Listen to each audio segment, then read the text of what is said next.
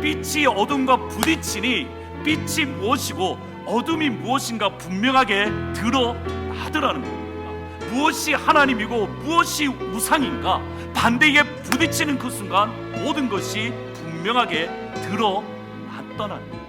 일어나셔서 하나님 말씀 읽으십니다. 마가복음 12장 28절부터 34절까지 말씀입니다. 마가복음 12장 28절부터 34절까지 말씀입니다. 다 함께 한 목소리로 같이 읽으십니다. 시작. 서기관 중 한 사람이 그들이 변론하는 것을 듣고 예수께서 잘 대답하신 줄을 알고 나와 묻되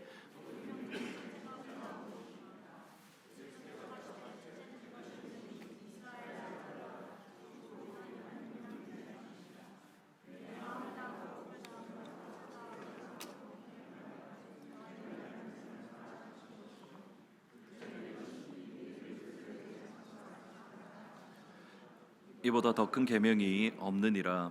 서기관이 이르되 선생님이여 옳소이다. 하나님은 한 분이시오 그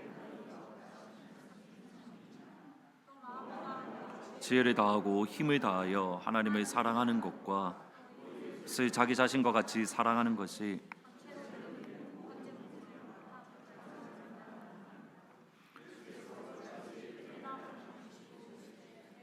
하나님의 나라에서 멀지 않도다 하시니 그 위에 감히 묻는 자가 없더라. 아멘.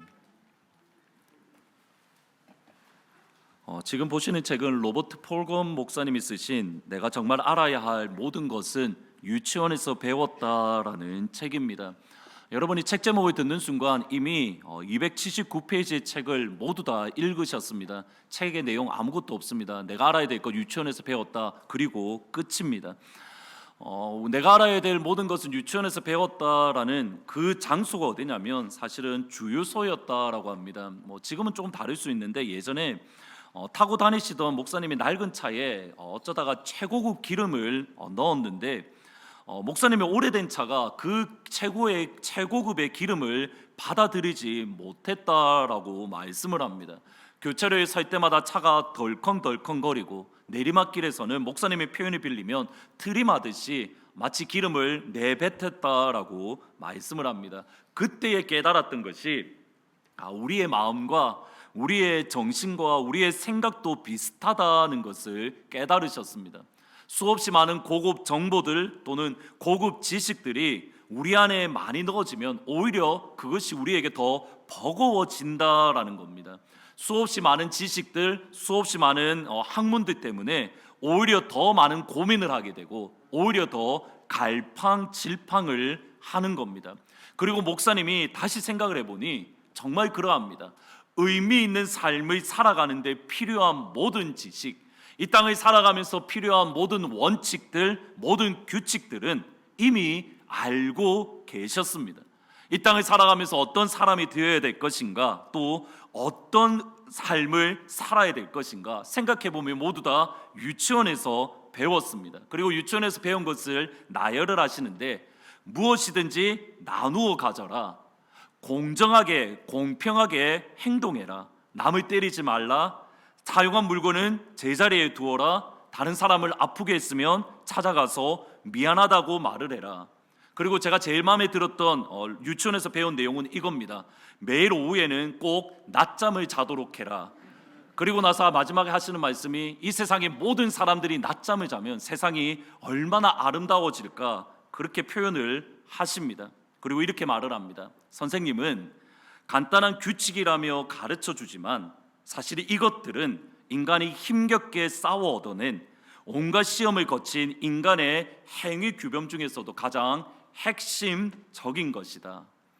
로버트 목사님의 말씀대로 유치원에 배운 것이 시시하다라고 무시하기가 쉽지만, 그러나 여러분 가만히 생각해 보시면 유치원에서 배웠던 원칙과 규칙들은 우리가 이 땅을 살아가는 데 가장 기본적인 것들, 가장 본질적이고 기초적인 규칙들입니다. 아이의 말로 그것을 쉽게 할 뿐이지 그것을 어른의 말로 바꾸면 그것이 우리에게, 소위 철학자들은 아이의 말을 어른의 말로 바꾸는 것밖에 없다라는 겁니다. 책을 읽는 가운데에 순간적으로 머리에 떠올랐던 것들이 있습니다. 저희 때에는 이렇게 저 때라고 하면 또 아닐 수가 있어서 제가 살았던 동네에는 유치원에 다니는 것이 부유함의 부자의 상징이었습니다. 여러분 기억하십니까? 노란색 모자, 노란색 가방. 저는 노란색 모자와 노란색 가방을 보면 쟤는 부잣집 아들이구나, 쟤는 부잣집 딸이구나라고 저는 자동적으로 생각을 하게 됩니다. 저에게는 유치원 간다라는 것이 부유의 상징이기 때문에 당연히 유치원에 가본 적도 없습니다. 그런 제가, 유치원에 간 적도 없는 제가 알아야 될 모든 것은 유치원에서 배웠습니다 말할 수가 없었습니다. 대신에 제가 정말 자신 있게 말할 수 있는 한 말이 있습니다. 사실 설교 제목이었는데, 제가 알아야 될 모든 것은 주일학교에서 이미 모두 다 배웠습니다. 제가 이 땅을 살아가면서 신앙생활을 해야 될 모든 것들은 이미 주일학교에서 배웠는데, 제가 주일학교에서 배웠던 것은 이겁니다. 돈으로도 못 가요 하나님 나라, 힘으로도 못 가요 하나님 나라, 거듭나면 가는 나라 하나님 나라, 믿음으로 가는 나라 하나님 나라.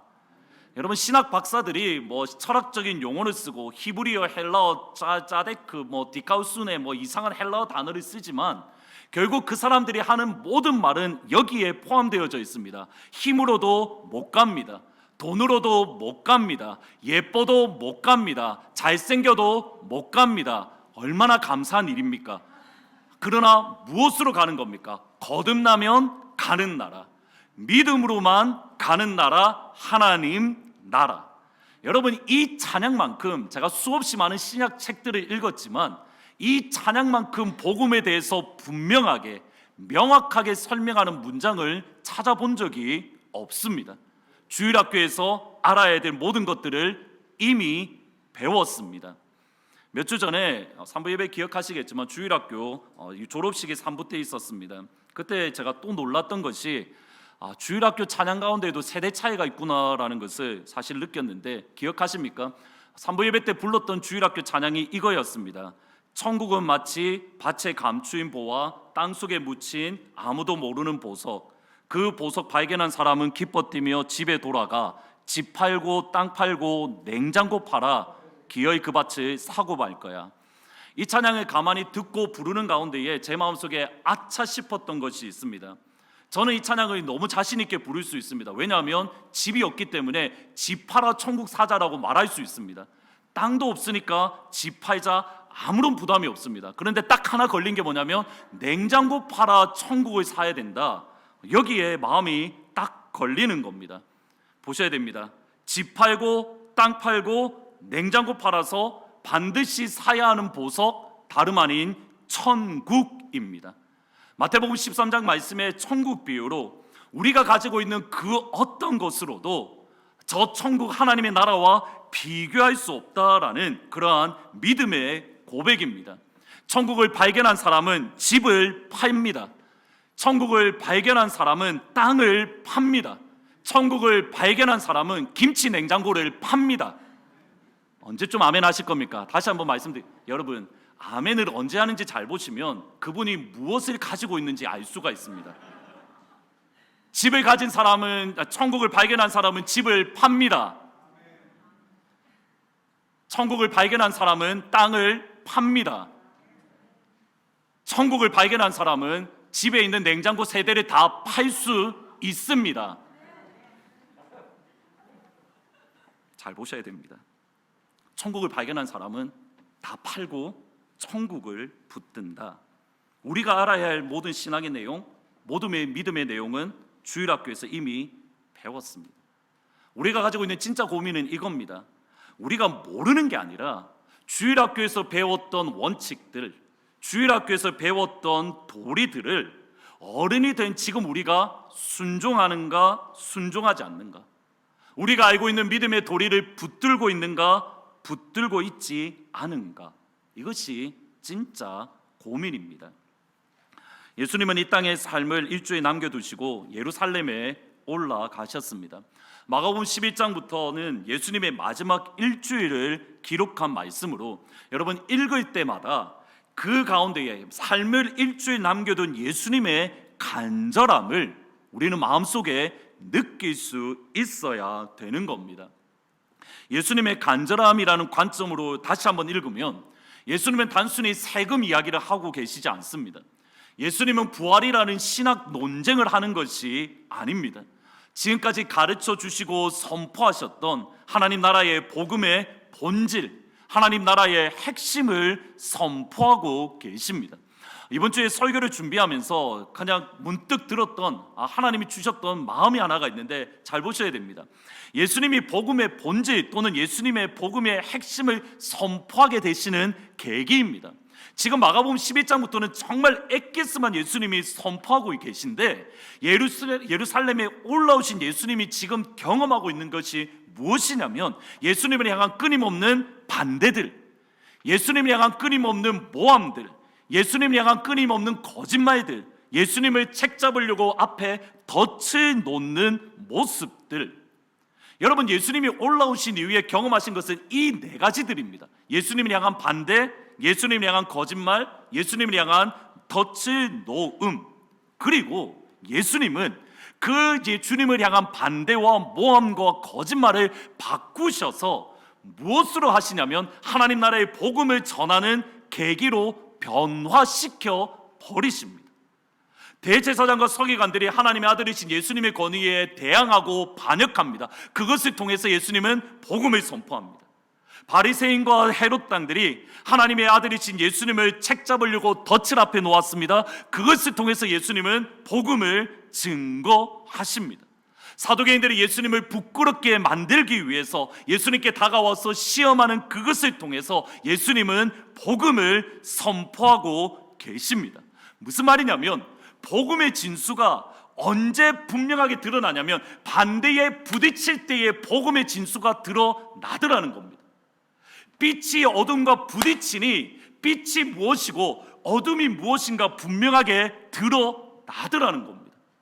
빛이 가만히 있을 때에 드러나는 것이 아니라 그 빛이 반대에 부딪히고 나니 무엇이 하나님의 진리이고 무엇이 거짓인가, 무엇이 하나님이 기뻐하시는 복음이고 무엇이 복음이 아닌가, 무엇이 하나님이고 무엇이 우상인가, 반대에 부딪히는 그 순간 모든 것이 분명하게 드러났다는 겁니다.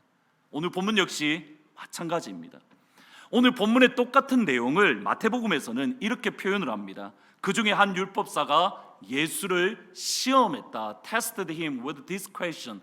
이 질문과 함께 예수님을 시험했다. 이 시험하다라는 말은 페리나조라는 헬러 말인데 마귀가 40일 금식하신 예수님께 다가가서 유혹하고 시험했던 그 단어와 똑같습니다. 그러면 지금 예수님께 다가와서 질문하는 이 서기관의 모습은 어떤 모습입니까? 마귀적인 모습입니다. 그냥 예수님께 다가가는 것이 아니라 마귀가 예수님을 넘어뜨리렸던 그 모습 그대로 마귀적으로 예수님께 다가가서 이렇게 질문을 합니다. 서기관 중 한 명이 그들이 변론을 하는 것을 듣고 예수께서 잘 대답하신 줄을 알고 나와 묻되 모든 계명 중에 첫 번째는 무엇입니까? 수없이 많고 많은 계명들이 있는데 유대인들 전통에 의하면 613가지의 계명이 있는데 그 율법들 가운데에 제일 중요한 것, 제일 핵심적인 것, 제일 본질적인 것이 무엇입니까? 분명히 성경의 말을 이야기하고 있습니다. 또 해야만 하는 질문이기도 합니다. 그런데 해야만 하고 성경의 질문이지만 이것은 서기관의 모습을 예수님은 뭐라고 평가하냐면 마귀적인 것이다 라고 설명을 합니다. 지금 무엇이 부딪히는 겁니까? 예수님과 마귀가 부딪히고 있습니다. 빛과 어두움이 부딪히고 있습니다. 그것을 통해서 예수님은 또다시 복음의 본질, 예수님이 선포하시는 하나님 나라의 영광스러운 빛을 다시 한 번 더 선포하고 계십니다. 29절과 31절 말씀 같이 한번 읽어보십니다. 29절부터 31절입니다. 시작. 예수께서 대답하시되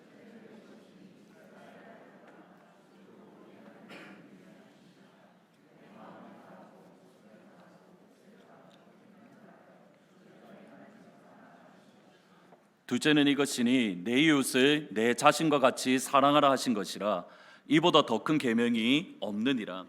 서기관이 마귀의 마음, 어떻게 보면 마귀의 심정으로 예수님께 다가가서 예수님, 수없이 많은 율법들과 계명이 있는데 무엇이 제일 큽니까? 무엇이 가장 본질적입니까? 라는 질문에 예수님께서 대답을 하십니다. 이것이 가장 첫째 되는 계명이야. 그러면 지금 여러분 방금 답을 읽으셨습니다. 두 번을 읽으셨습니다. 설교 시작할 때 그리고 방금 읽으셨습니다. 그러면 질문을 드리겠습니다.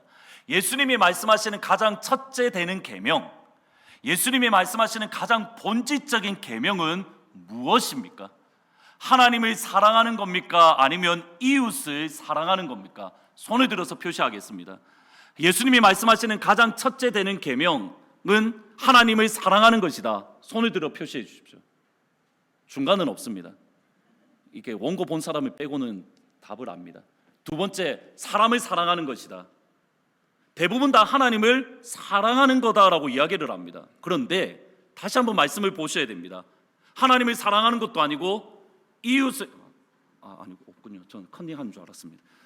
하나님을 사랑하는 것도 아니고 이웃을 사랑하는 것도 아닙니다. 둘 다 아닙니다.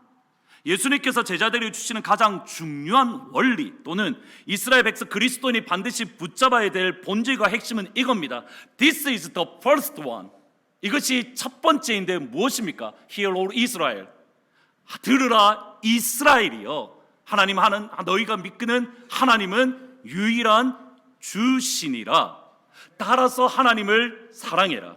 따라서 이웃을 사랑해라. 예수님이 제자들에게 주시는 첫 번째 명령은 무엇이냐면 이겁니다. 첫 번째 가장 기본되고 근본적인 원리는 하나입니다. 이스라엘아 들으라 주 곧 우리 하나님은 유일한 주시라. 따라서 하나님을 사랑하고 따라서 이웃을 사랑하고 아브라함의 하나님, 이삭의 하나님, 야곱의 하나님만이 유일하신 오직 한 분이신 하나님, 이것이 가장 핵심이고 본질이라는 겁니다. 그 외에 다른 것들은 하나님의 하나님 되심 또는 하나님의 주님 되심에서 모두 다 시작되는 겁니다. 하나님을 왜 사랑해야 됩니까? 하나님이 하나님이시기 때문에. 왜 이웃을 사랑해야 되는 겁니까? 하나님이 하나님이시기 때문에. 우리 삶의 모든 원리, 기독교와 교회의 모든 원칙은 항상 여기에서 시작됩니다. 하나님만이 하나님이십니다. 하나님만이 나의 주님이십니다. 이것을 십계명을 보시는 출애굽기 20장을 보면 보다 분명해집니다. 1에서 4계명은 온 힘을 다해서 힘과 뜻과 정성을 다해서 하나님을 사랑하라는 하나님 사랑의 계명. 5에서 10계명은 이웃을 자신처럼 사랑하는 계명입니다.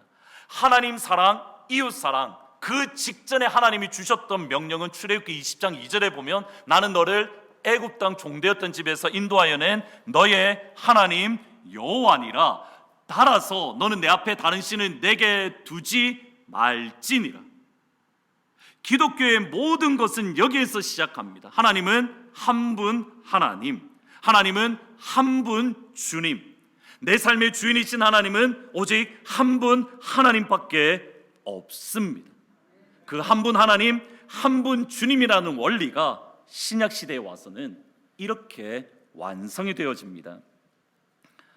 예수님께서 십자가에 부활하시고 제자들을 찾아오십니다.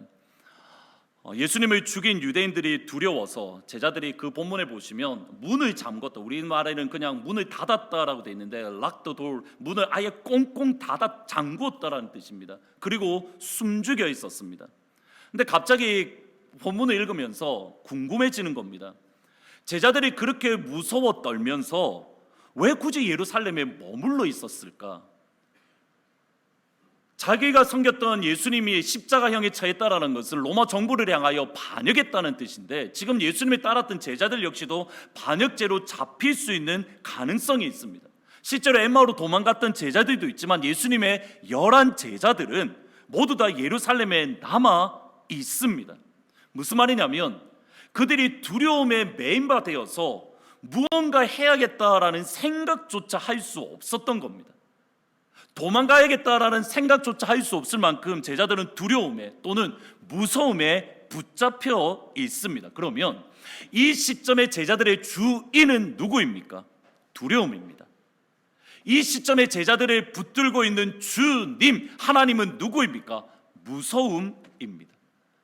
얼마 전에 소개해드렸던 크리스토퍼 라이트 교수님이 쓰신 이것이 너의 신이다라는 책에 보시면 우리가 우상을 만들어내는 네 가지가 있습니다. 그 네 가지를 한번 여러분 잘 보셔야 됩니다. 첫 번째, 우리가 우상으로 바꾸는 것이 무엇이냐면 우리를 유혹하는 것들, 그러니까 attractive, 우리를 이렇게 보기 좋게 우리를 유혹하는 것들이 우상이 된다. 두 번째로는 우리가 무서워하는 것들, 세 번째로는 우리가 신뢰하는 것들, 네 번째로는 우리가 필요한 것들. 우상은 네 가지로 정리를 해보면 이 네 가지 카테고리에 다 걸려 들어가는 겁니다. 우리가 보기에 아름다워 보이는 것들, 우리가 보기에 두렵고 무섭게 만드는 것들, 우리가 믿는 것들, 우리에게 필요한 것들. 이 리스트에 의하면 제자들의 우상은 두려움입니다. 제자들의 우상은 무서움입니다. 그 두려움과 무서움에 매여서 꼼짝 달싹할 수 없는 상태, 그리고 그 두려움이라는 우상, 무서움이라는 우상을 깨뜨릴 수 있는 유일한 한 가지 방법, 예수님이 이렇게 선포하십니다. 여드레를 지나서 제자들이 다시 집안에 있을 때에 도마도 함께 있었고 문이 닫혔는데 예수께서 오사 가운데 서서 이르시되 너희에게 평강이 있을지어다. 도마에게 이르되 내 손가락을 이리 내밀어 내 손을 보고 내 손을 내밀어 내 옆구리에 넣어보라. 그리하여 믿음 없는 자가 되지 말고 믿는 자가 되라.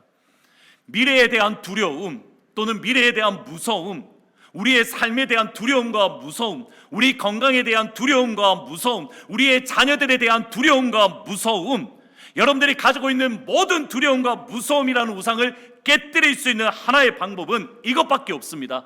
나에게 오사 평강을 선포하시는 우리 예수님. 너희에게 평강이 있을지어다. 너희에게 평강이 있을지어다. 너에게 가지고 있는 두려움이라는 우상을 깨뜨릴 수 있는 것, 주님이 주시는 평강. 내가 너에게 주는 평강은 세상이 주는 것과 다른 그 평강, 그리고 그 평강을 선포하는 예수님은 손과 옆구리에 상처를 가지신 십자가의 예수님.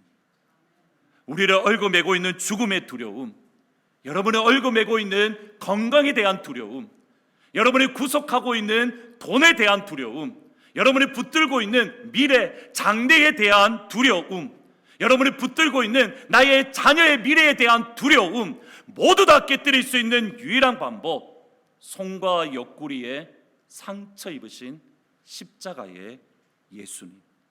그리고 그 예수님을 만나면 이렇게 고백하게 됩니다. 도마가 대답하여 이르되 나의 주님이십니다. My Lord and my God. 나의 하나님. 여러분 다시 처음으로 돌아가 보셔야 됩니다. 예수님이 처음으로 이것이 첫째 되는 계명이라고 하셨던 말씀은 이스라엘아 들으라. 주 곧 우리 하나님은 유일한 주시라.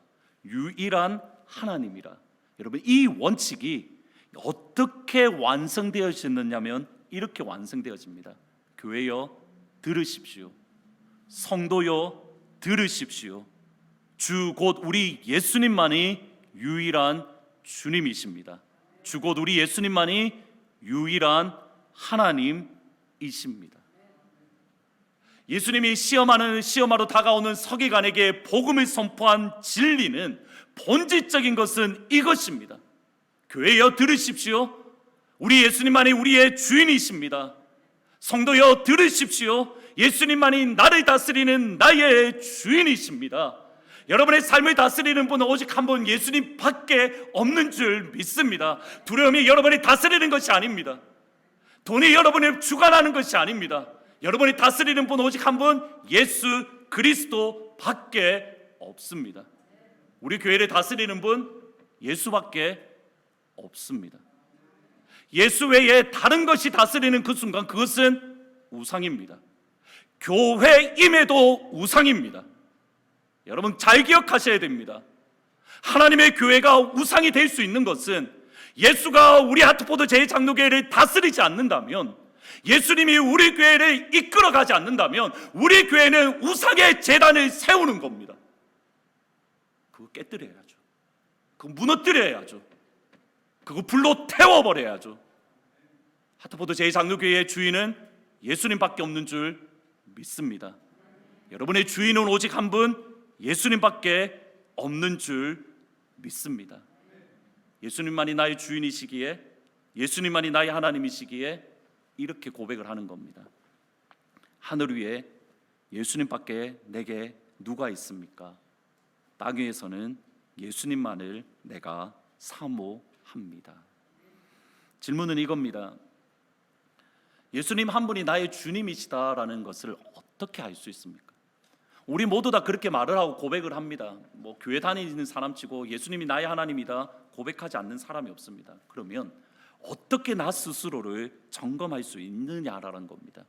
예수님의 대답을 들은 서기관의 반응을 보셔야 됩니다. 32절 33절 같이 한번 읽어보십니다. 시작. 서기관이 이르되 선생님이여 옳소이다.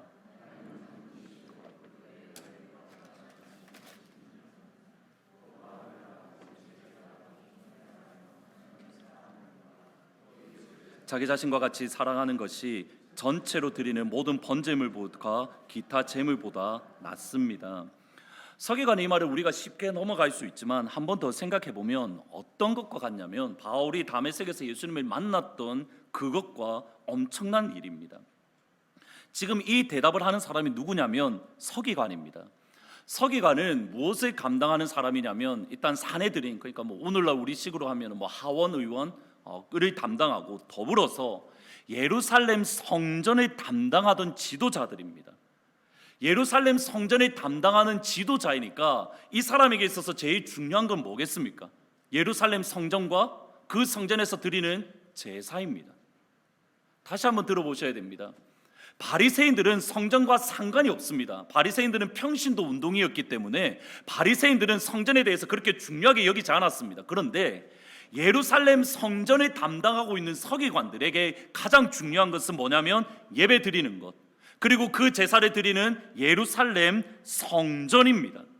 그런데 지금 예수님의 대답이 뭐냐면 예루살렘 성전이 제일 중요해, 그리고 그 가운데서 드리는 제사가 중요해. 예수님이 이렇게 말씀하지 않고 하나님을 사랑하고 이웃을 사랑하는 것, 하나님이 한 분 하나님이시기에 하나님을 사랑하고 이웃을 사랑하는 것이 가장 중요한 것이다라고 말을 할 때에 서기관은 그 말씀에 대해서 인정해버립니다. 예수님을 만나기 전에 가지고 있었던 종교적인 신념, 그가 40년이든 50년이든 그가 성경을 공부하면서 이게 하나님이 가장 기뻐하는 거야. 봐봐, 예루살렘 성전 하나님이 얼마나 중요하게 여기시는지 봐봐. 그 가운데서 제사 드리는 것 하나님이 얼마나 소중하게 여겨. 그가 40년 50년 동안 가지고 있었던 모든 신념들을 벗어버리고 던져버리고 예수님이 하셨던 말씀, 하나님은 한 분 하나님이시기에 하나님을 사랑하고 이웃을 사랑해야 된다, 이 말에 100% 순종하고 있습니다. 여러분, 다른 바리새인들, 다른 대제사장들과 완전히 반응이 다르다는 겁니다. 여러분, 얼마나 달라졌는지 이해가 되십니까? 처음에 예수님 다가올 때에는 마귀적입니다. 지금은 예수님의 하나님 되심을 인정하고 예수님의 주인 되심을 인정하고 자기가 가지고 있었던 잘못된 생각을 바꾸어 버립니다. 지금까지 그가 섬겨왔던 40년이 넘는 세월 동안, 50년이 넘는 세월 동안 하나님을 섬기는 도리다라고 생각했던 그것을 단 한순간에 다 던져버리고 예수님의 말씀을 쫓아갑니다. 여러분, 이게 얼마나 엄청난 일이냐면, 왜 우스갯소리로 그런 농담 기억하십니까? 지금 냉장고가 냉장고래. 죄송합니다. 지금 제가 냉장고에 꽂힌 것 같은데, 피아노가 저기 있습니다. 저 피아노를 제가 저쪽으로 옮기려고 하면 여러분들은 동의하실까요? 반대하실까요? 담임 목사님이 가셔서 피아노가 아무래도 저쪽에 있는 게 좋아 보이는 겁니다. 옮기려고 하니 장로님과 교회가 다 반대합니다. 목사님이 어떻게 하셨을까요? 한 주씩 1cm씩 조금씩 당겨서 1년 만에 저 피아노를 저쪽으로 데리고 갔습니다. 제가 지금 찬양대가 여기 있는데 이 찬양대를 저쪽으로 다 옮겨버리면 아멘, 안 쉽습니다. 내가 하나님을 섬기는 도리다라고 생각했던 그것을 한순간에 버리고 그것에 따라가는 것 안 쉽습니다. 그런데 이 서기관은 한순간에 버리고 예수님을 쫓아가고 있습니다. 그리고 그 서기관을 향하여 예수님이 이렇게 축복합니다. 예수께서 그가 지혜 있게 대답함을 보시고 신중하고 현명하게 대답함을 보시고 내가 하나님 나라에서 멀지 않도다. 여러분, 서기관과 바리새인들, 대제사장들이 향하 예수님이 늘 하셨던 말씀은 이겁니다. 마태복음 23장에 보면 화로다 대제사장들이요, 화로다 서기관들이요, 화로다 바리새인들이요, 저주를 선포하셨는데 유일하게 이 서기만은 네가 지혜롭도다, 네가 하나님 나라에서 멀지 않도다. 수없이 많은 서기관들, 이 당시에 한 학자에 의하면 2만 명이 되는 한 서기관들이 있었다고 합니다. 대제사장들이 있었다고, 대제사장들과 레위인들이 있었습니다. 8천 명이 되는 바리새인들이 있었습니다. 그 수없이 많은 사람들 가운데 유일하게 한 명, 이 사람만 하나님 나라에 동참하는 축복을 받았습니다. 예수님을 인정할 때에. 사도행전에 보시면 두 번의 성령 세례 사건이 있습니다. 한 번은 저희들이 아는 사도행전 2장에 나오는 오순절 마가의 다락방입니다. 불의 혀같이 갈라지는 것이 각 사람 위에 120명의 제자들에게 임하는 불같은 성령의 세례, 그것이 사도행전 2장입니다. 그리고 또 다른 성령의 세례는 사도행전 10장에 나옵니다. 고넬료는 이방인으로서 하나님을 경외하던 사람입니다. 그가 기도하는 동안 하나님이 천사를 보내어서 베드로를 초청하고 예수님의 복음을 들으라, 천사를 통해서 그렇게 축복을 주십니다. 그때에 하나님께서는 베드로에게도 똑같이 환상 가운데에 말씀을 하시는데, 유대인의 관습에 따라서 6시, 그러니까 오늘날로 12시에 기도 시간에 지붕에 올라갔습니다. 근데 그때의 베드로의 사도행전 10장에 보면 이렇게 표현을 합니다. 베드로가 배가 고팠더라, 베드로가 잠이 와서 비몽사몽이더라. 딱 여러분의 상태입니다. 배가 고프고 비몽사몽이고, 따라서 지금은 환상을 볼 수 있는 최고의 기회입니다. 하나님께서 여러분에게, 비몽사몽 가운데 있는 여러분에게 환상을 보여주시기를 축복합니다. 배가 고파서 어쩔 줄 모르는 여러분에게 딱 12시잖아요. 환상을 보여주시기를 축복합니다 라는 생각을 쓸데없이 해보았습니다. 기도 가운데 베드로에게 환상을 보여주십니다. 근데 그 환상 가운데에 하늘에서 보자기가 내려오는데, 유대인의 전통 또는 레위기 말씀에 의하면 부정한 모든 짐승들이 다 들어있고 너 이거 잡아먹어, 하나님의 음성을 들었습니다. 이때에 베드로와 하나님 사이에, 베드로와 하나님 사이의 대화를 보셔야 됩니다. 사도행전 10장 13절 15절 같이 한번 읽어보십니다. 하나님과 베드로의 대화입니다. 같이 읽으십니다. 시작. 또 소리가 있으되 베드로야 일어나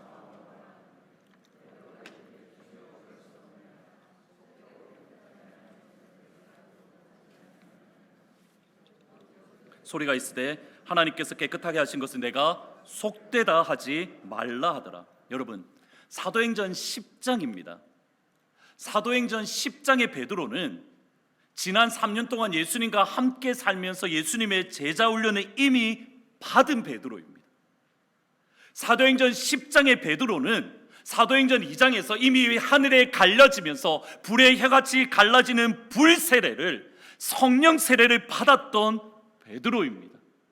사도행전 10장의 베드로는 그의 설교로 3,000명이 5,000명이 변화되고 세례를 받는 능력의 설교자의 베드로입니다.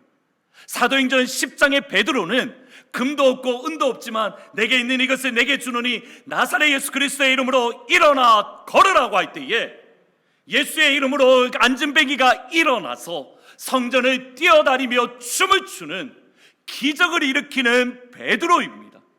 저와 여러분 같은 베드로가 아니라는 겁니다.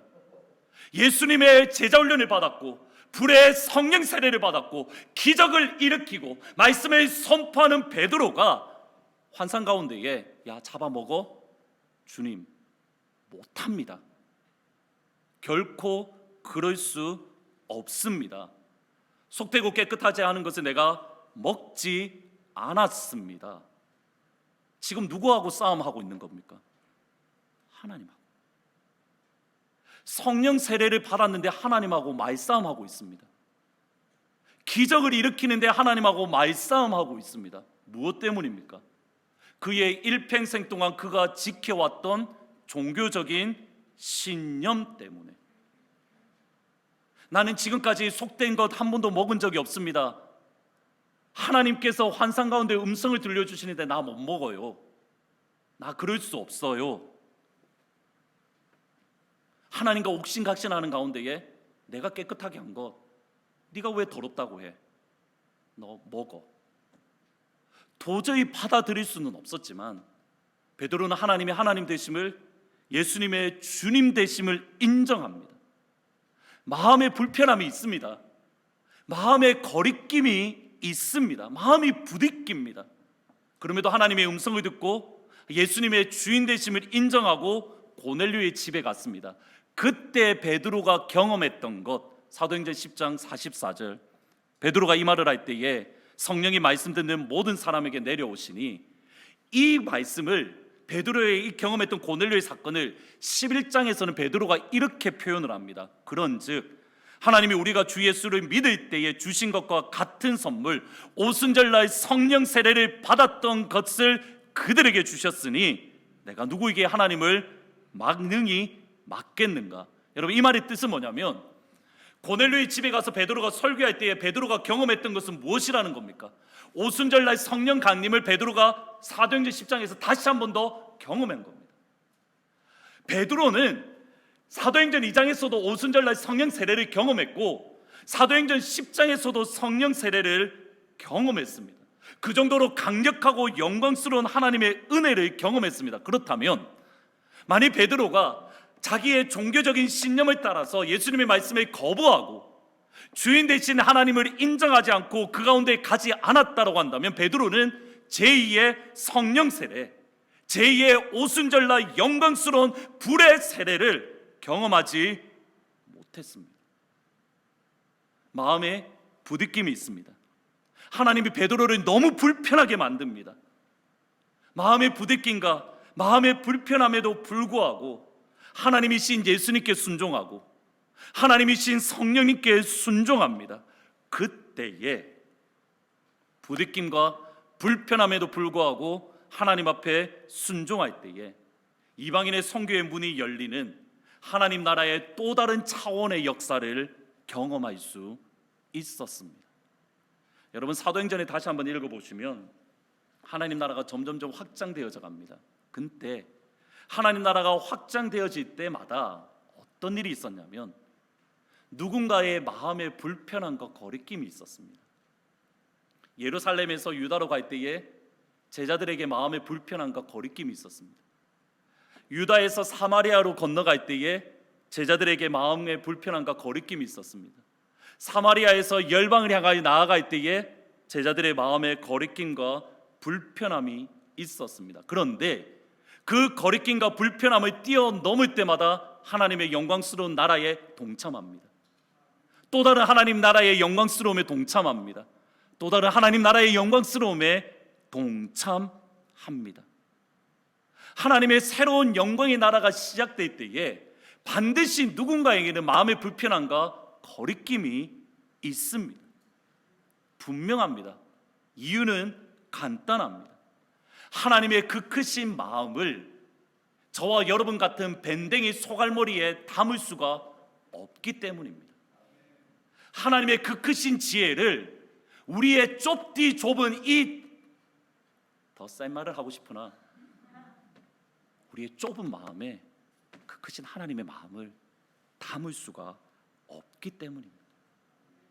여러분이 하나님의 하나님 되심을 인정한다면 여러분 마음 가운데에 불편함이 있습니다. 여러분 가운데에 하나님의 주님 되심을 인정한다면 우리 가운데 마음의 거리낌이 있습니다. 그것을 뛰어넘으면 주의 영광을 보리라. 우리의 마음의 부딪힘과 우리의 마음의 불편함은 이전에 여러분이 경험하지 못했던 하나님의 영광으로 초대하는 하나님의 초대장인 겁니다. 지난 금요일 날 거의 2달 만에 금요 기도회를 가졌습니다. 기도하는 가운데에 시편 63편 말씀을 하나님이 기도한 세 번째 정도 기도할 때 제 마음속에 63편을 기억나게 하시고 그 63편을 기억하면서 참 많이 울었었습니다. 63편 3절 4절을 보시면 이렇게 말합니다. 주의 인자하심이 생명보다 나음으로 내 입술이 주님을 찬양합니다. 이러므로 나의 평생에 주를 송축하며 주의 이름으로 말미암아 나의 손을 높이 듭니다. 여러분, 이것만큼 아름다운 찬양과 아름다운 신앙 고백이 없습니다. 하나님, 나의 평생에 하나님 안에 찬양하고 다른 무엇이 아니라 여호와라는 이름 때문에 하나님 나의 손을 높이 들겠습니다. 여러분, 이 말씀이 생각나면서 하나님을 뵀던 고백이 이겁니다. 아버지, 나도 나의 평생에 하나님만을 찬양하고 싶습니다. 아버지, 나도 나의 평생에 하나님 때문에 내 손을 높이 들고 싶습니다. 하나님, 나도 다윗처럼 영광스럽고 거룩하고 순전하고 아름다운 진짜 예배, 무엇과도 바꿀 수 없는 진짜 찬양, 하나님 앞에 진짜 기도를 드리고 싶습니다. 그냥 드리는 기도 말고요, 그냥 드리는 찬양 말고요, 하나님이 정말 사랑하시고 기뻐하시는 순전한 예배, 순전한 찬양, 순전한 기도, 하나님 나도 드리고 싶습니다. 하나님 은혜 베풀어 주세요. 이것 때문에도 일단 울었습니다. 그런데 더 운 이유는 그 영광스러운 예배를 생각하는 그 순간 제 마음속에 부딪힘이 찾아오는 겁니다. 너무 순전해서 아름답게 찬양하는 그 모습이 머릿속에 그려지는데, 그 모습을 바라보니 제 마음속에 너무 불편한 겁니다. 뭐 때문인지 아십니까? 시편 63편의 제목 때문입니다. 시편 63편의 제목, 다윗의 시, 유다 광야에 있을 때에. 여러분, 이것이 제 마음속에 걸림이 되고 거리낌이 되는 겁니다. 무슨 말이냐면, 다윗이 사울에게 쫓겨다녀서 침 질질 흘리며 미친 척을 할 때에 다윗은 그 누구도 드릴 수 없었던 가장 영광스러운 예배를 드렸습니다.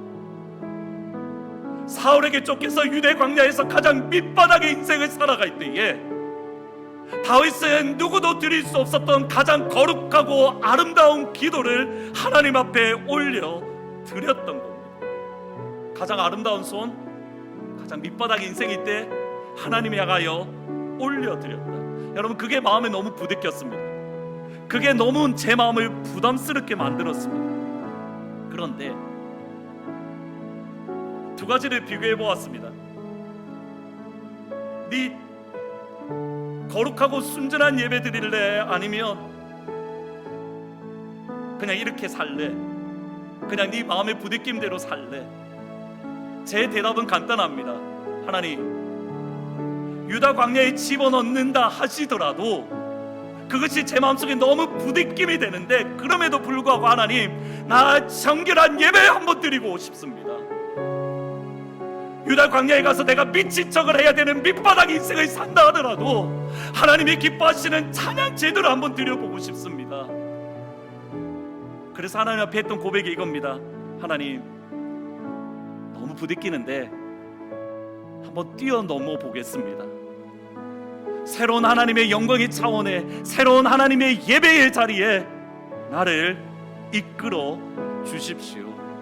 나의 평생에 하나님만을 찬양합니다. 나의 평생에 하나님을 인하여 내 손을, 두 손을 높이 듭니다. 축원합니다. 하나님이 여러분을 새로운 단계로 이끌어 가십니다. 우리 교회도 새로운 단계로 이끌어 가십니다. 그러기에 부딪힘이 있고 그러기에 거리낌이 있습니다. 근데 그 이후에 일어날 일들, 영광스러운 일들, 그것을 바라보면서 여러분이 그 영광의 자리로 초대하는 하나님의 초대장에 주님, 내가 여기 있사오니 나를 사용하여 주옵소서, 주님 때문에 내 손 높이 듭니다라고 함께 찬양할 수 있는 그 은혜가 여러분 가운데 가득하기를 주의 이름으로 축원합니다. 우리 다 함께 주의 아름다우심을 보기 원합니다. 하나님의 영광 보기를 원합니다. 찬양하며 기도합니다. 주의 아름다움은 말로다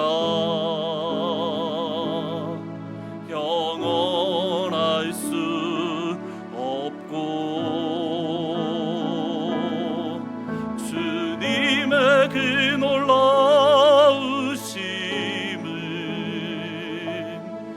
다 여연할 수가 없네.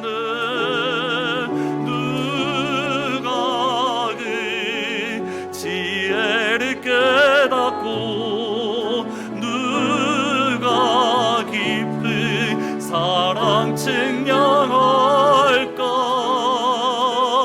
보좌에 앉으신 주의 위엄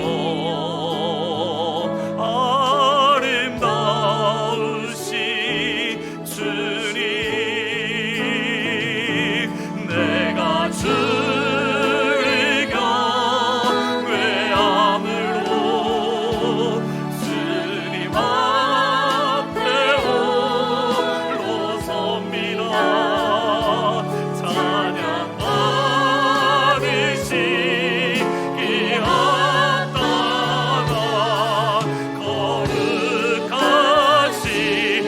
주님의 경외함으로 주님 앞에 섭니다. 내가 주를 경외함으로 주님 앞에 홀로 섭니다. 찬양 받으시기 앞다가 걸음 그렇습니다. 아름다우신 주님 앞에 내가 경외함으로 주님 앞에 섭니다. 내가 주를 경외함으로 주님 앞에 홀로 섭니다. 찬양 받으시기 앞다가 거룩하신 다시 한번 더 찬양할 때에 예수님의 그 아름다우심은 주의 아름다움은 말로다 영원할 수 없고 주님의 그 놀라우심을 다 표현할 수가 없네. 누가 그지 누가 기쁜 사랑 증명할까. 보좌에 앉으신 주의 위엄 같이 두 손 높이 들고 그의 영광의 하나님 앞에 경외함으로 주님의 찬양하며 예배하며 나아갑니다. 내가 주를 경외함으로 내가 주를 경외함으로 주님 앞에 홀로 섭니다. 찬양 받으시기 앞다가 거룩하신 그렇습니다. 주님 내가 주님만을 경외함으로 내가 주를 경외함으로 주님 앞에 홀로 섭니다.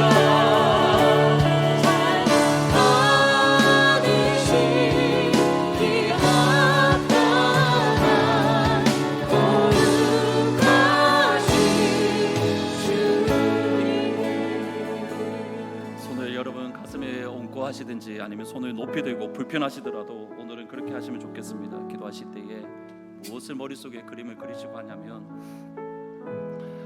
여러분 간단합니다. 모든 문제는 예수님을 아름다우심을 만나면 다 해결됩니다. 그냥 뭐 어떠한 복잡한 거 다 필요 없습니다. 그냥 예수님 만나면 주님의 아름다우심 앞에 딱 서면 그냥 다 해결됩니다. 물 녹듯이 다 녹아나고 다 해결됩니다. 주님 오늘 이 시간 그 아름다우신 예수님 앞에 우리가 서게 하시고 그 아름다우신 예수님 우리가 만날 수 있도록 축복하시고 그러므로 우리의 일생 동안 다윗처럼 주님만을 찬양하고 예수님만을 높일 수 있는 그 자리에 서게 해주십시오. 하나님 내 심령 가운데에 그 주님의 아름다우심으로 충만하게 하시고 나도 진짜 아름다운 예배 진짜 순결한 예배 진짜 하나님이 기뻐하시는 예배를 드릴 수 있도록 찬양을 드릴 수 있도록 하나님 도와주십시오. 여러분 하나님이 그렇게 만들어 가십니다. 하나님이 여러분에게 이미 그 환상을 주셨고 그 응답을 주셨습니다. 같이 한번 기도할 때에 하나님 그 주님의 아름다우심이 나에게 허락해 주십시오. 내 인생에 주님만을 찬양합니다. 같이 한번 기도하며 나갑니다. 기도합니다.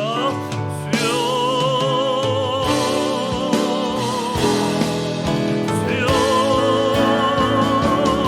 거룩하신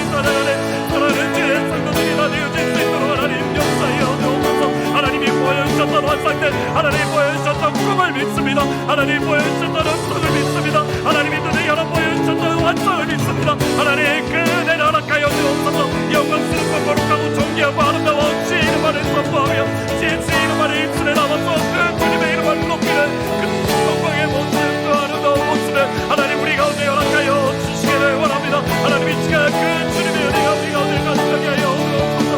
주님의 아름다운 품 앞에 주님의 경외하며 우리가 그릇 떨리는 마음으로 하나님 이 자리에 주님 앞에 선한 역사에 날 수 있도록 하나님 역사해 주시기를 원합니다. 함께 일어나서 마지막으로 찬양하며 나갑니다. 내가 주를 경외함으로, 내가 주를 경외함으로 주님 앞에 홀로 섭니다. 찬양하는 시기하다가 걸음 그렇습니다. 내가 주님만을 경외함으로 예수 앞에 섭니다. 내가 주를 경외함으로 주님 앞에 찬양받기에 합당하신 예수님, 찬양하는 시기하다가 걸음 그러기에 주의 인자가 생명보다 나음으로 주님의 인자가 생명보다 나음으로 내 입술이 여호와를 찬양하리. 내 평생에 주를 찬양하며 주의 이름으로 그렇습니다. 주님의 인자가 생명보다 나음으로 주의 인자가 생명보다 많은 내 입술이 주님의 찬양하며 나아가며 입술이 여호와를 찬양하네. 내 평생에 주를 찬양하며 주의 이름으로 내 손 들리라.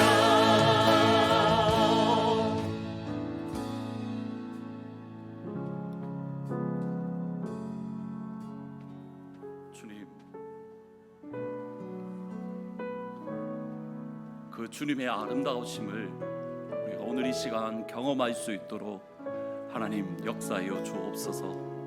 사랑하는 주의 성도 한 명 한 명을 이 시간 찾아가셔서 그 주님의 아름다우심으로 충만하게 채워주시고, 우리가 유대 광야에서 물도 없고 가라앉은 그 가운데 다윗처럼 주의 인자가 생명보다 나음으로 내 입술이 주님만을 찬양합니다라는 진짜 예배자, 진짜 찬양의 사람, 진짜 하나님 앞에 드리는 기도,